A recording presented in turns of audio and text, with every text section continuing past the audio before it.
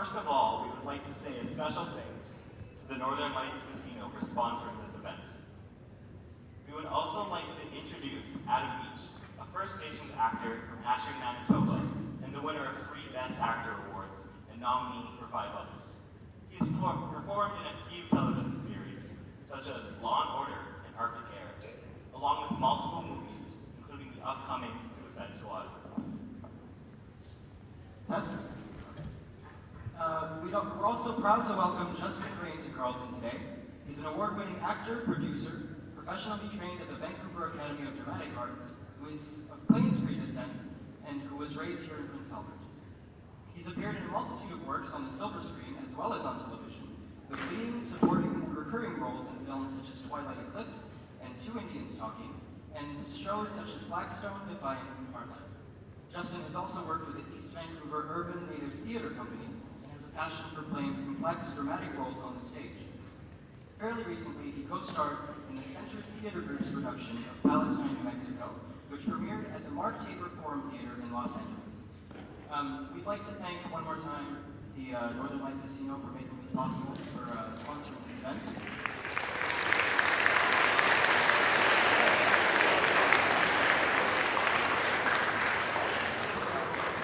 Here's a short video in preface of meeting these 2 individuals. Thank you.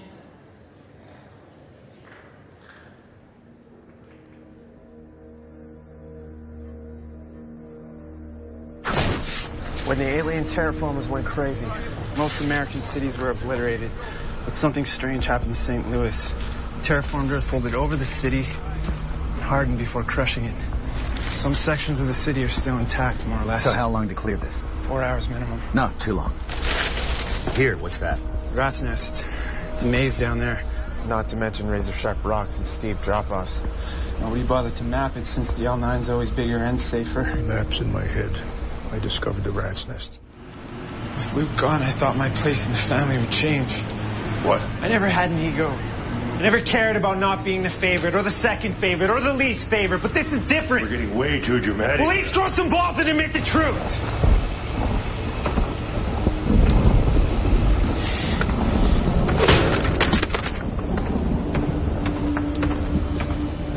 I'm not arguing about the money. But what about our people? I know what this does for them. Then what the f*** is the I'm f***ing scared.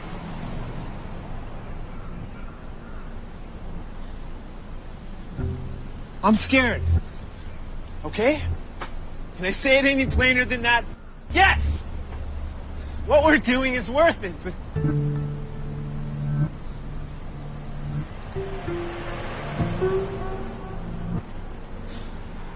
Cold as ice.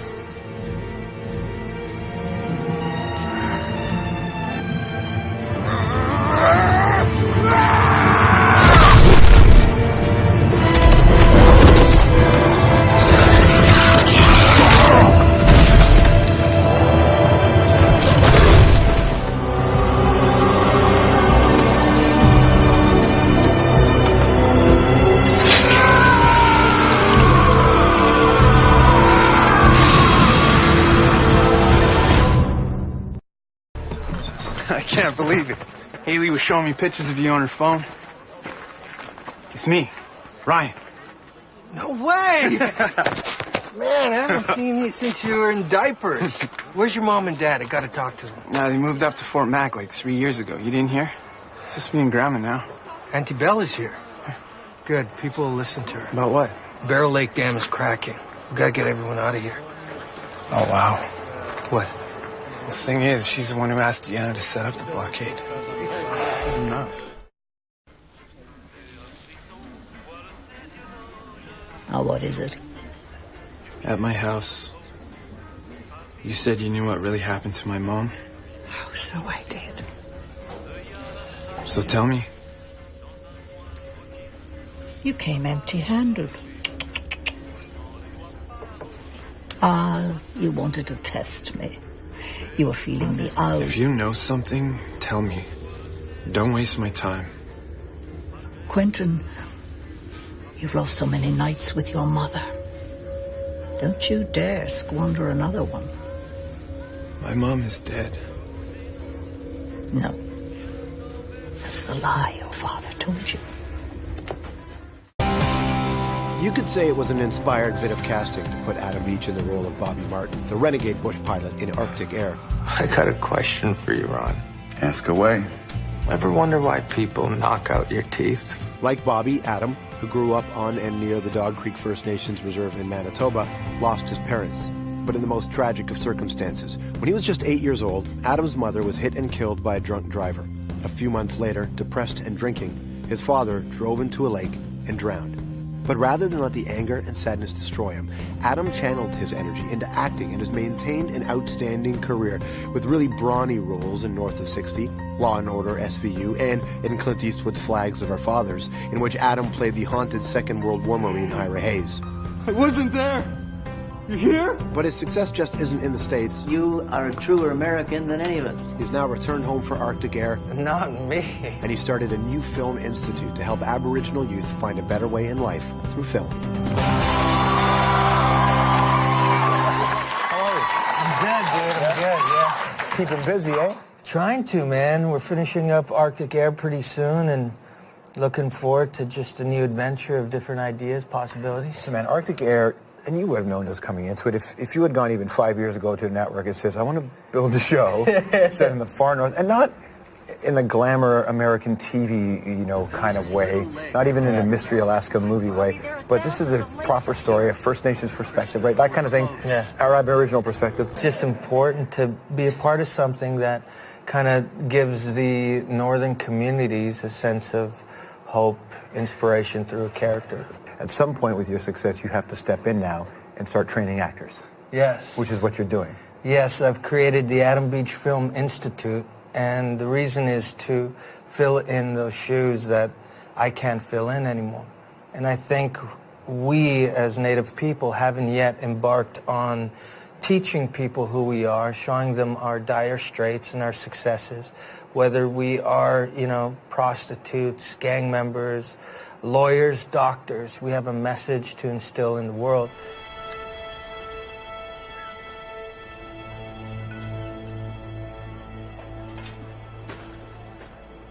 Mind if I join you? Benyazi. Guess the Corps paired us up. How you doing? You're blocking my view. Oh, sorry. Well, what do they call this crap anyway? Marines call it chow. Well, there's a propaganda effort.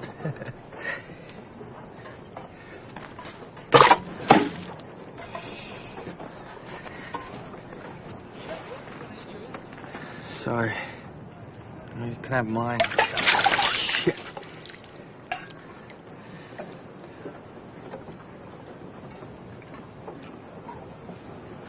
What'd you say your name was again, Private? Yazi. Benyazi. Hold this.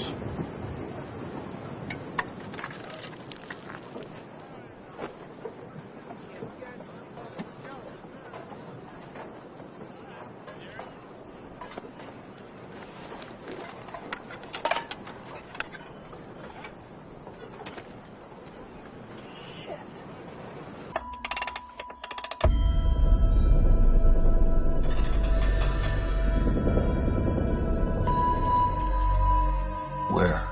Let's just say I put him in a hole to away the hole. There's rumors, Amanda, that some of them have abilities. Oh, yeah. I have seen things. Maybe Superman was some kind of beacon for them to creep back from the shadows. So that's it, huh? We're the patsies. We're some kind of suicide squad. Let's go save the world.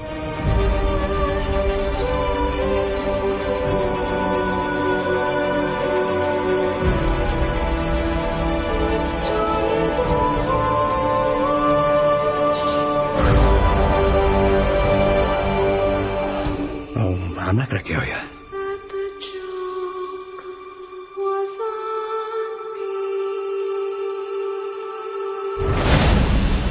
I'm just gonna hurt you. Really, really bad.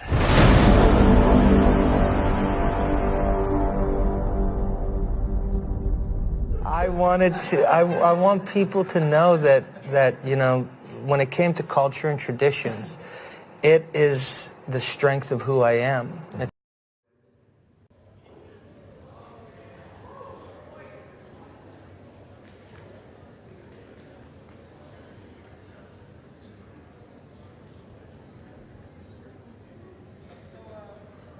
It looks like we're having some technical difficulties back here, but let's give a warm welcome and a big hand of applause for Adam Beach.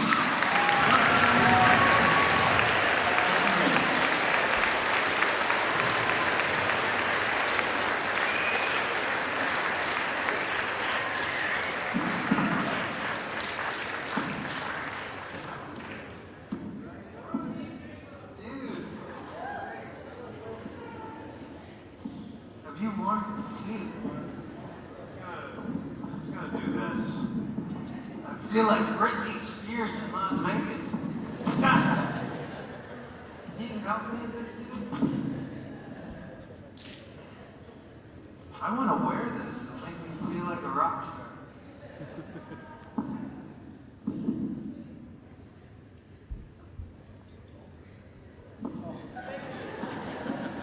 I have the higher IQ. Adam needs a team of people to look after him throughout the day. I do, man.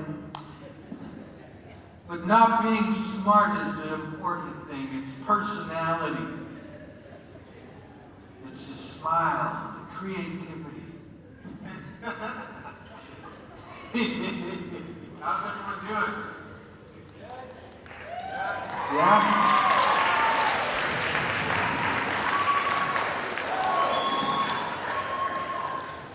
Whoever Worthy's performing has big ears. Okay. I'm ready. So this guy is from your territory, man. I feel sorry for him. No, just I was bugging him earlier. Yeah, he's right. I grew up in Albert. And I graduated from St. Mary's. Exactly. Get out of here, man. Do another boo, but this time louder. St. Mary's.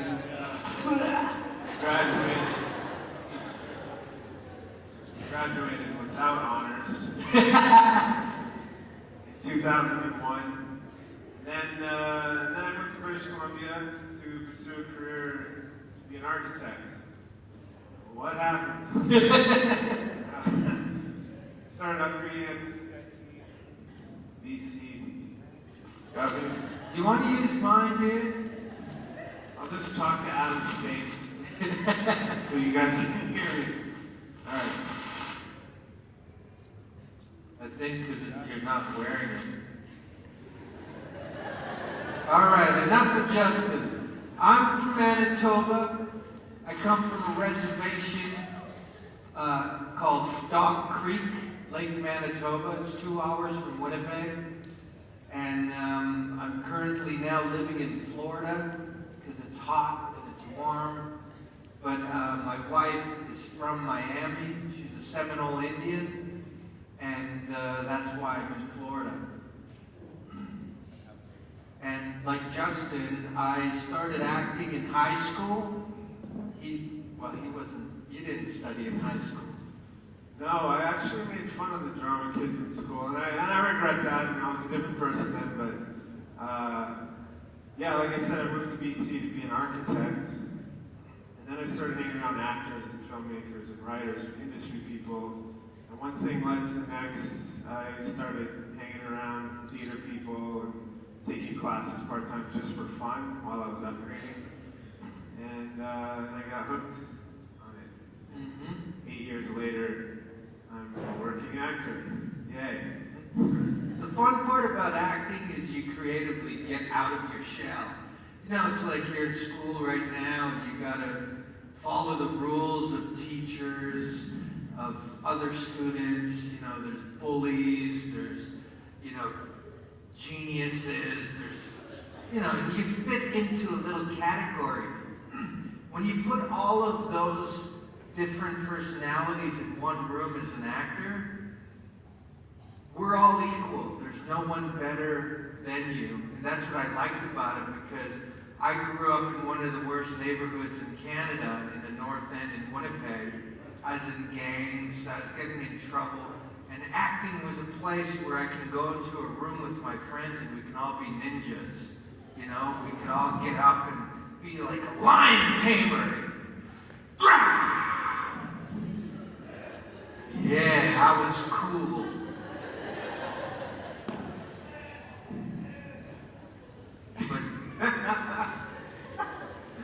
And that's why I got hooked on acting. Basically, when I was in high school, I was a very different person. I was getting into trouble too.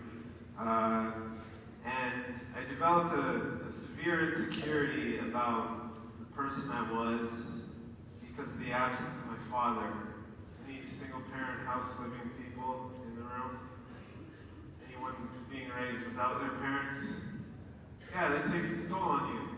And I developed insecurity and hatred and frustration, and it started to build up inside of me. I didn't like that feeling, so I started drinking and doing drugs. I did bully some people on occasion. And that was all because I wasn't expressing the negative part of me, the horrible things that I had been through, the trauma that I experienced, through something creative. And every successful artist that I know, for example, this man here, you know, we've found a way to express ourselves and our lives and the things that happened to us when we were younger, and even so today, through a positive outlet. It's the same thing with football or sports or any other kind of, you know, career path that you choose. You know, if you find something that you love to do, you usually find a way to express your life through that, and you become successful, and you get paid for it. One of my mentors told me once, you want to get paid for your pain or be destroyed by it. And I get paid really well. I'm sure he does too. And I was that mentor that told him that. No, I'm kidding. You know, sometimes we get to a place where your trauma, growing up, I didn't have parents, they both died 2 months apart. Mother died in a ditch in front of my home, hit by a drunk driver. So if you guys ever drink, be responsible. Don't drive. But anyways, she was 8 months pregnant, died in a ditch. So for me, if somebody says, you know, do you miss your mom? That's what I remember, that's what I see, and it hurts and it sucks. Then 2 months later, my dad drowned. He was on medication, drinking with his friends, jumped in the water, didn't come back up. So that's twice drinking has affected my family. So if I tell you again, if you're gonna drink, be responsible. Remember, it could change your life. It could change your direction. You could go to jail for doing stupid stuff. My brother ended up in jail, and he's dealing with, you know, the repercussions of that. But you know, he's good now. But what I'm trying to say is, sometimes you'll do a movie. Do you guys know him in a movie called Suicide Squad?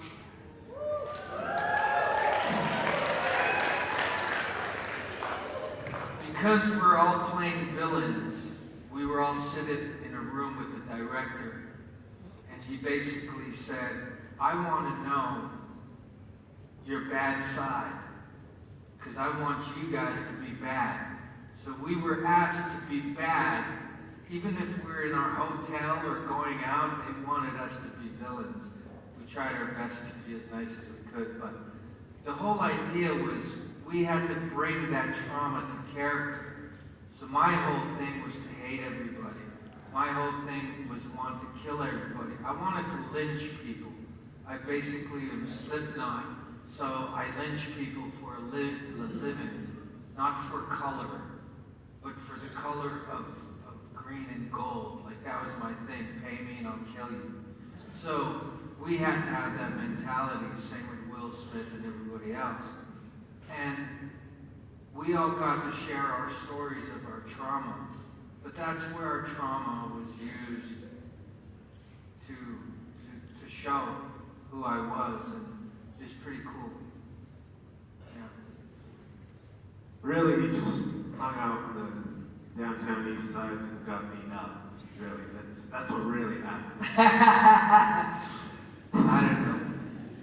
I'm not telling the story, but I'm a ninja.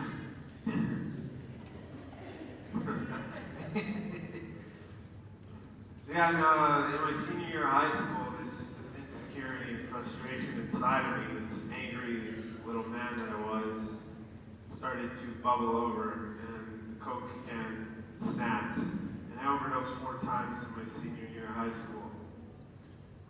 Has anyone in here overdosed before? Come on. Has anyone blacked out from drinking on the weekend? Believe it or not, that is a form of overdose. And unfortunately, sometimes we don't wake up from that. I have friends that have unfortunately passed on that way. I have friends that have committed suicide, got into car accidents, drunk driving accidents, and coming out of the hospital room, my last overdose, my grade 12 year, I realized that I was and I became who I surrounded myself. None of my friends at the time were expressing their pain, their frustration, who they were, through something creative. And some of us died because of that. It's hard. One of my acting mentors in Vancouver, his whole theory of life is, am I allowed to swear?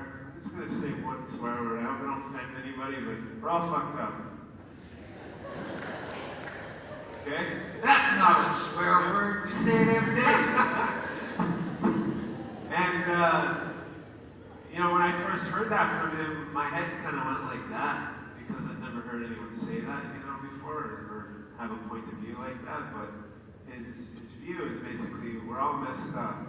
We all have these horrible things that happen to us, these traumatic events, and sometimes it eats us alive, gets us killed, gets us into trouble, gets us in prison.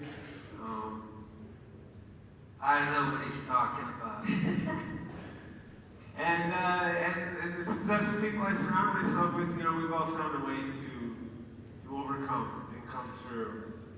And we're all happier because of that. We've surrendered to the traumatic, horrible things that sometimes unfortunately happen to us. And that makes you who you are. It builds you up, and it creates strong structure inside of you, and that got me to where I am today. Today, let's see, end of this month, my birthday is October 27th. That'll be 15 years of sobriety for me.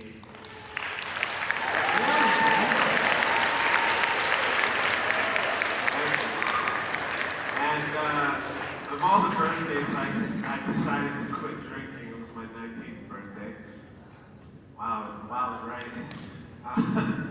But I wouldn't be where I am today, I don't think, if I hadn't made that decision. Wow, you still look hammered every day.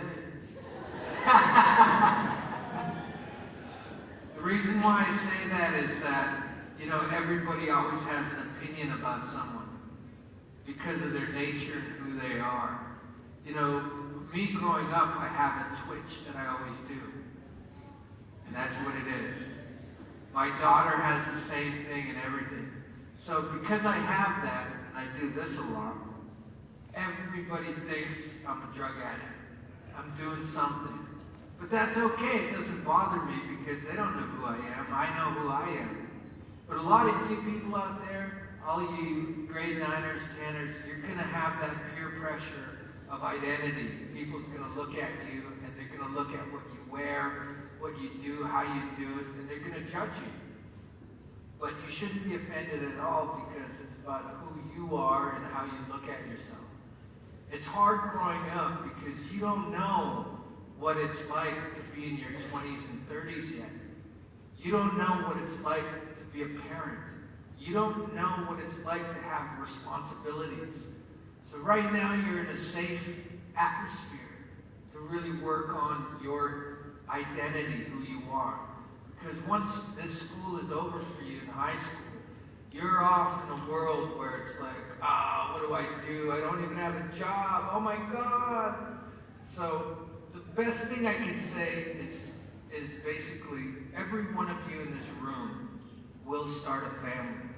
If not, will be in a relationship.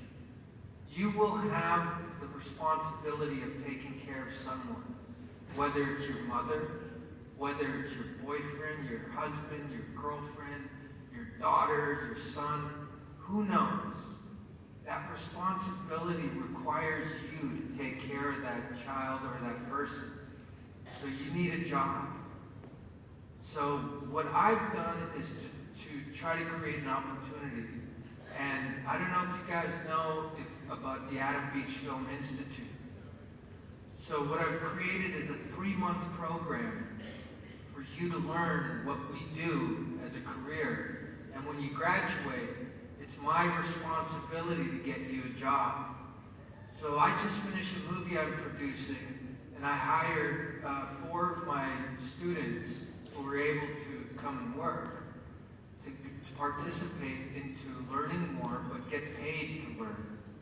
So that's basically what I have available. So at 9 and 10, you guys aren't going to figure out what you want yet, but take the time to figure out how I'm going to be responsible in having a job for myself. 1, to buy myself food. 2, to buy myself underwear. 3, to buy myself t-shirts, etc., etc., etc. Because who in the hell buys your clothes now? Do you have a job to buy your hats and your shoes? Who buys it for you? What? You guys are lucky. I wish I had someone buying these stuff. Do you understand though?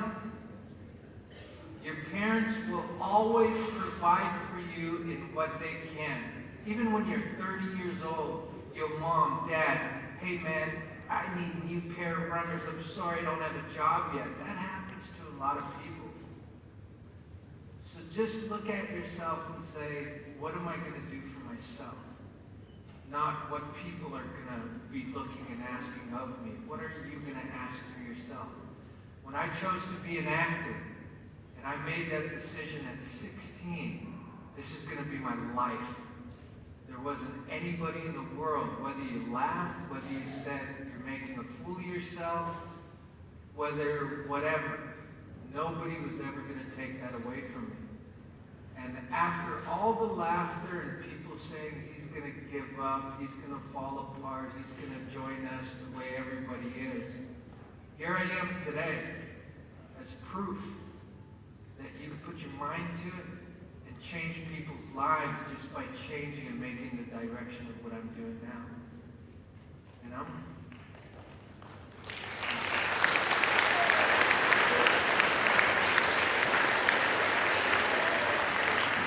Because Justin, do you look up to me as an actor? You don't have to lie. You know, I did a guest star on Arctic Air a few years ago, and that was the first opportunity that I had to work with Adam. And before I even knew I wanted to be an actor, I'd seen Adam on screen, you know, on TV shows and film and stuff. And so that day was a good day, going on set, knowing I was going to be working with this guy, because he is an inspiration to me. The work that he's done, the things that he's achieved are phenomenal, you know, and especially being, you know, a minority, a First Nations actor. There's not a lot of First Nations actors out there, and I'm looking around the room and I'm seeing a lot of tan faces. You can say brown, it's okay.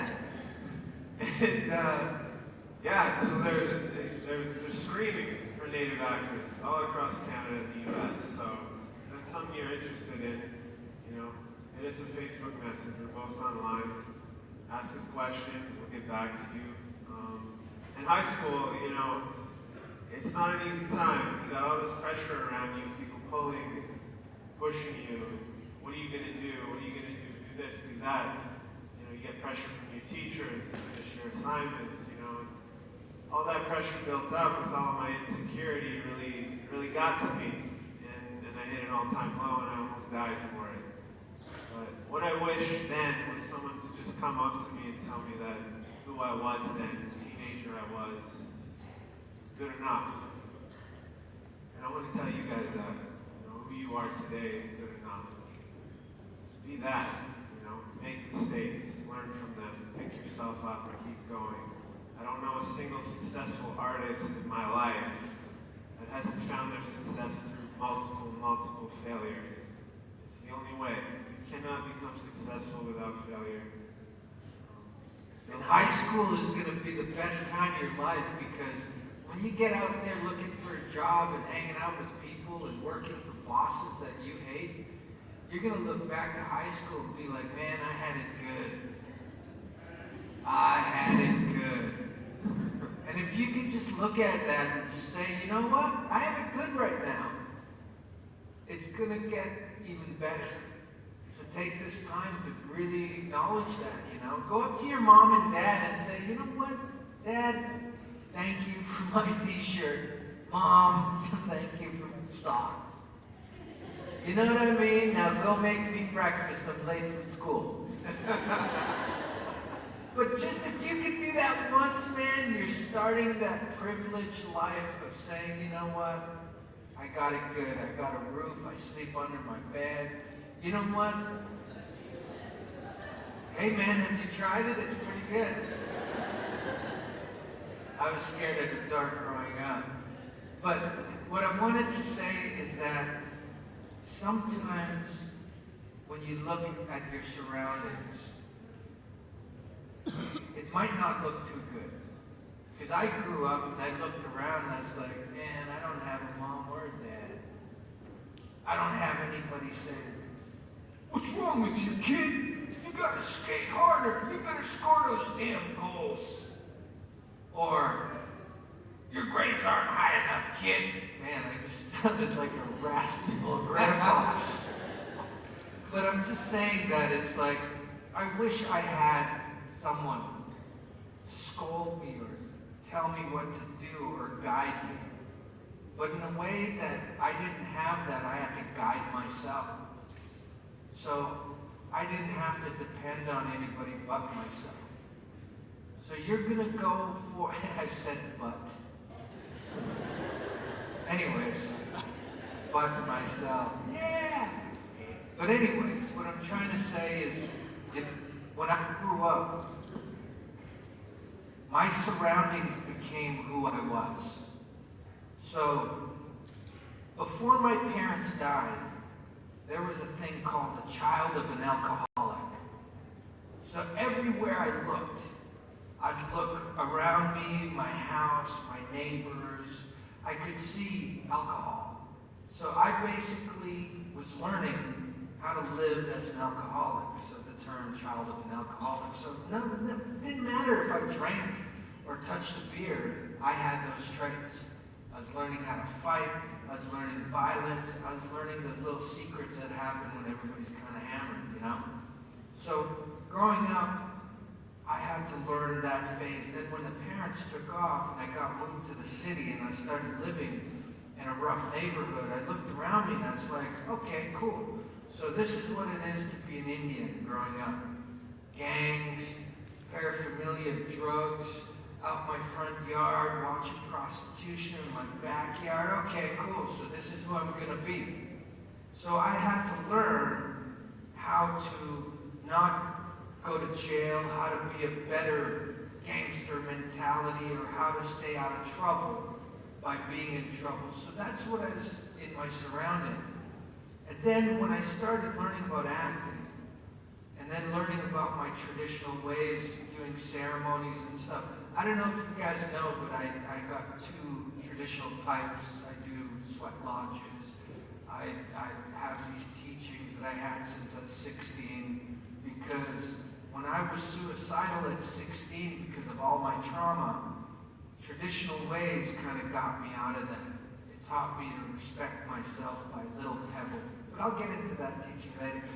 What I wanted to say was we have to find our own circle. So we adapt to who and how we're affiliated. So growing up, I had to get out of this gang situation because I was prepping how to get to jail or how to protect myself not to be in jail. So it was just this weird cycle that I was starting, and acting kind of got me out into a world where I was like, whoa, I could be somebody else. Hence, the lion tamer and all that stuff. I got to be ninjas, etc. But my first movie that I did outside of Manitoba, at the time of doing that movie, my best friend got caught for a shipment of drugs to Thunder Bay. So we went to jail. I came back and they're like, Tom got caught. And I was like, oh my God, common sense. If I was there not doing the movie, I'd be in that same car with him because he's my best friend. So at that moment, I realized I can't do this anymore because I'll lose my career in acting. So I talked to my friends and said I have to do this, and they were okay about it. So you guys have a choice to decide, common sense, to make decisions.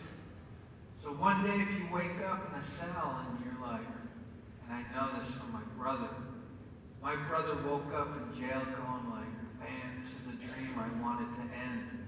But he had to deal with it. And he was like, it was stupid. He is drunk, hammered, woke up, he's in jail. He's like, man, I don't even remember most of the night. Because he happened to be hanging out with a heavier crew that were, grew up in jail. So you guys have an opportunity to live in the luxury of, Mom, I can't find my shoe! Did you do my laundry? I'm hungry. Dad! Make me some food. I need a new watch. My phone broke. Can you buy me a phone? I'm sorry my gigabytes was 2 monsters. I'm sorry I used too much data.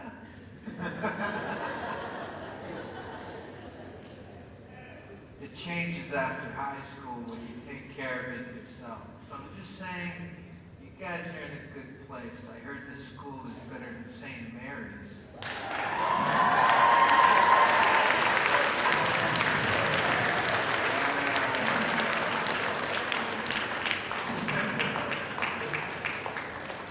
We are and we become who we surround ourselves with. And Adam's story is a perfect example of that. And I believe that every single one of us in this room is an artist in some way, shape, or form. And if we're not creating in some way, it becomes very easy to start destroying our lives in other ways. And I don't think I need to say what ways those are. But sometimes they can get you killed. Sometimes they hurt other people. Sometimes you lose family members and friendships. But yeah. You guys have any questions for us? Wait, before we go into questions, I go talk to a lot of places, and one of the themes I talk about is to be or not to be Indian. That is the question. And the reason why I say that is because when I was suicidal, I was lucky that I learned about the ancestral way of life and those teachings that I got from my friends who are still my traditional teachers. So, one of my best friends came to me and said, you gotta come back to talk to Chickadee. There's this woman. And she gave me a stone. And she said, Adam, I want you to have this. And I was like, what is it? Well, it's a grandfather. It's one of our teachings. Oh, cool. She said, whatever you're going through, talk to this grandfather and put in all that energy in there, good or bad, and he'll take care of you. And I was like, okay, no problem, be cool about it. And then 2 nights later, I was so angry and upset going through all my stuff, and I went and I held this grandfather and I yelled and screamed and cried, all the pain of abandonment, issues of my family and all my stuff. Ah! And for the first time, I opened up my hand, and man,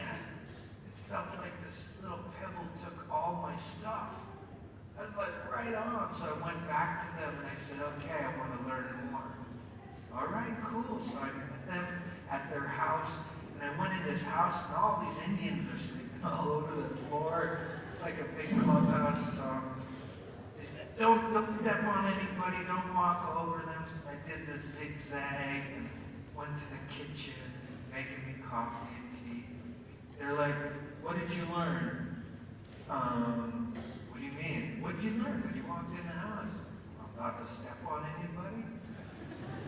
I said, yeah, exactly. You learned respect. You respected their place not to step over them. You walked around them. I was like, oh boy, okay. I was 16, I'm 43 now. So those teachings that I've learned have gotten better and better and better and better.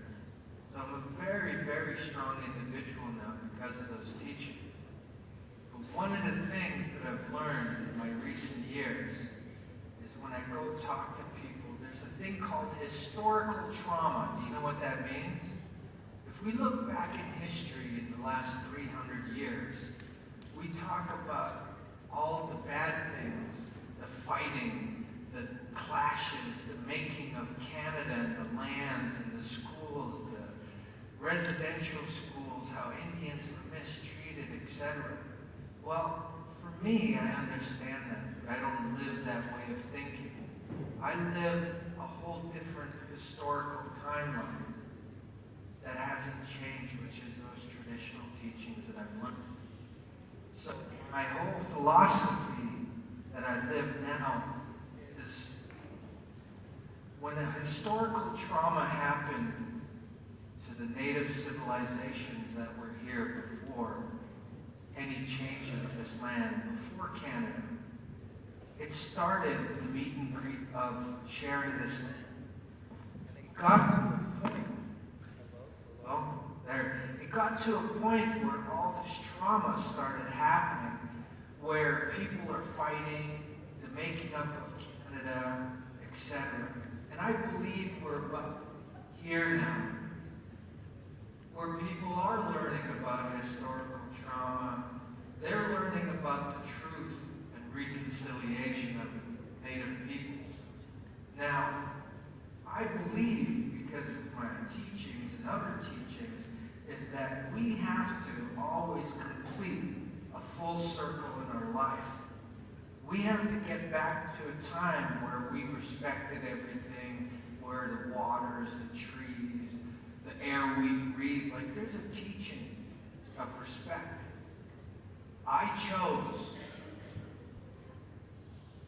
from this point in my life, I'm 43 now, I choose to live in the future. I choose to live this life. I'm not going to wait for it. It's not going to happen in 50 years. I'm going to be dead. It might not happen in 100 years, but I choose to live that respectful way of life now that we're going to get to.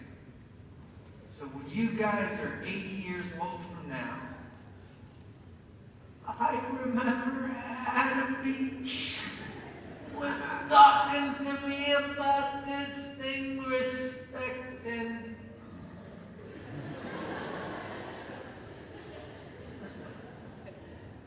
there'll be a time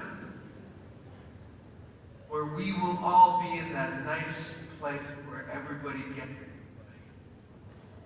I just choose to live it now. So that's the way I live my life. I'm living in the future of respect of each other, the ancestral timeline that I live, of prayer, and I hope you guys can get to a place to kind of see that in its way. But anyways, enough.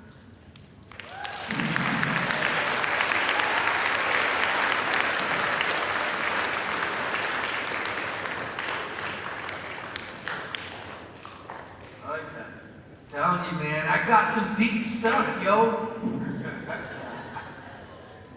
In Hollywood, they call me the real Indian. Harrison Ford, man, he's a real Indian. Yeah, Steven Spielberg, yeah, all of them. I'm okay with that. Any cues? Any questions?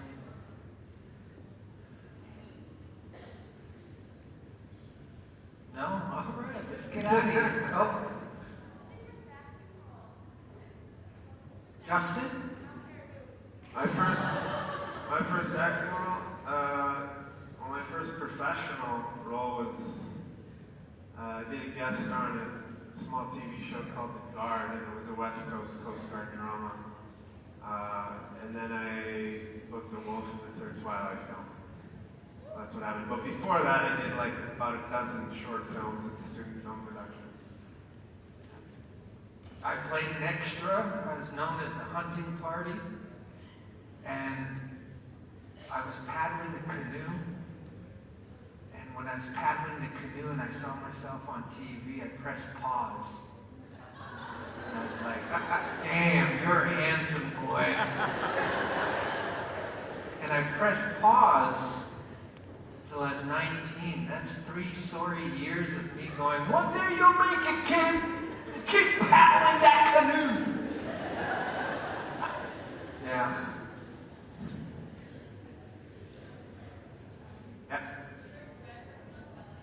Working on Twilight. No.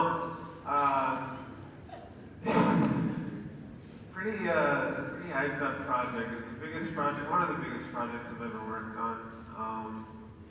I can say I'm not a huge fan of the films after the first one. I enjoyed the first film. It was kind of an independent, kind of dark, gothic type of film, and I liked it. I was like, oh, this is cool. I enjoyed the books in my research for my work on that a lot better than I did the films, and I think everyone enjoys the book better anyways, so. Sorry? Taylor Lautner is amazing. He's a nice kid. You know, he's there, he's having fun, and I learned a lot from watching him. And yeah, yeah. Taylor who?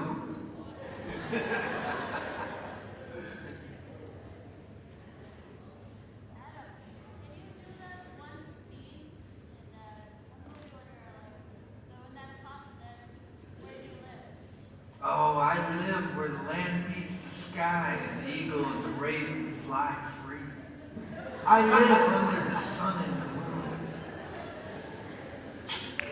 Yeah, man. That movie Dance Me Outside.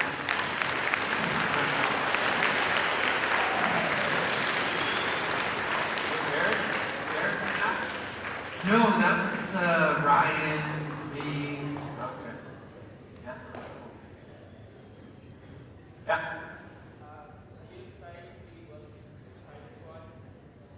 Suicide Squad? Oh, hell yeah, man.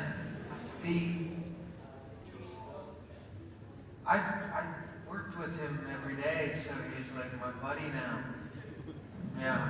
It's kind of cool, man. You see these big stars, and, you know, I look at myself as a big star, so. But no, it's just that you work together, you know? It's kind of like if me and Justin were doing a movie, I'd be like, oh my God, that's Justin Rain. But they're really cool. It's like, with Will Smith, he is so multi-talented that you kind of question, why am I singing? Why am I producing? Why am I evolving? Why, you know, because he is on a whole different level. But we're still the same guys, you know? When I just to let you guys know, with Suicide Squad, I was fishing in Florida, and I just turned down, what's that movie?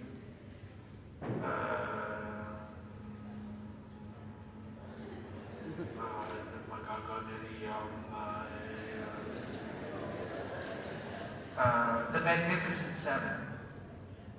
And a week later, I got a call from Suicide Squad and talked to the director and said, I want you in this movie. Oh, great, awesome, let's do it. He goes, all right, I'll see you in about a month. 2 days later, I'm on a plane doing this movie, because that's how sometimes it works out. So you never know what happens. It's just that people call you up and you're part of a movie, you know? So it's kind of, yeah, I was lucky to be a part of it.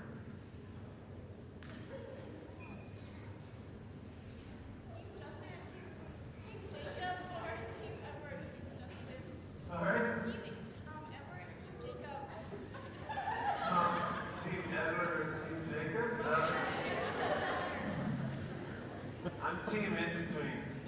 He's Team Rain, man.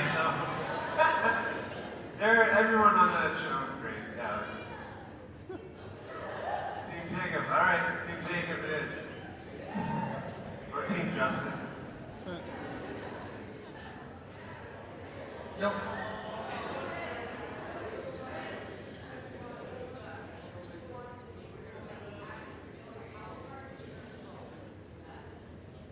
You'll have to see the movie and find out. We're all pretty badass in that movie, man. It's kind of cool to see everybody just come out of their shell. The wildest was seeing Joker, man. Jared Leto was on a different planet. We were doing this. I can't even tell you because these damn cameras, man. I'll tell you later about Jared and his performance. It was wild. Because he was just in character, but he did something to the other actors while he was performing. I'll tell you after. I can't tell you because of the cameras. I gotta be secret about it. Yeah, but he's pretty. Oh, he was loopy, man. He was. Just to let you know that at the airport, he was still in character, and they're asking for his ID and stuff. He's just like, yeah. The Joker. You can't touch me. Anyhow. Nope. What did I have for breakfast? I had over easy eggs, bacon, oatmeal, 4 pieces of rye toast, and there was something else in there. Potatoes? Hash browns? Yeah, hash browns. Hash browns, yes. My eggs are scrambled with cheddar and chives. And I had sausages. Yeah, we had breakfast together.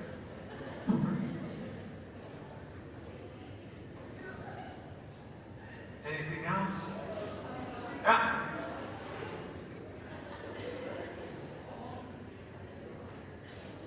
How long does it take to grow my hair? This has been like a year, I guess. I think. Could be longer. But it's been about a year because I was cutting it and then I was like, I'm just gonna let it go. So it's getting much longer now. I want to see how long I can grow it until I have to cut it for a film, but I'm producing my own stuff now, so I'm kind of making sure I don't have to cut it. Yeah. Top, yeah. Yep. Sorry? You have any movies coming up? Yeah, I have 2 movies coming up later this year. One's called Savage Ground. It's a drama/thriller about the Sasquatch or Bigfoot Nice. in the North Vancouver Mountains.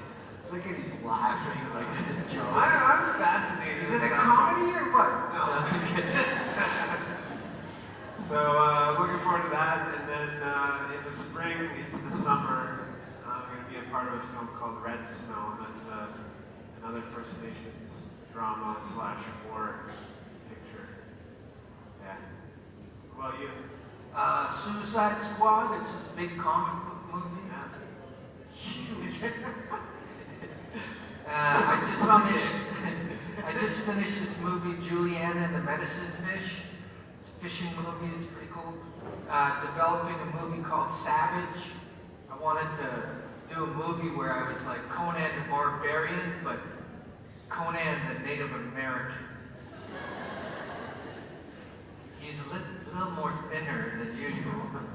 So, and then I'm writing a movie right now called The Carver, and it's because this year, no, 2 years ago, I started dealing with the issue of the death of my parents, and all that trauma came back.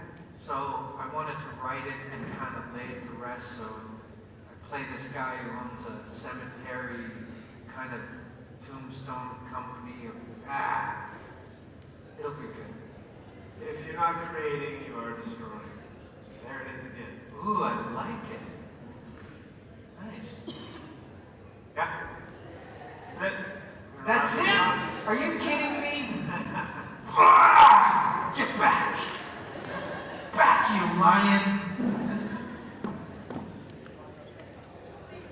That's all good. You guys, did we bore you? Or?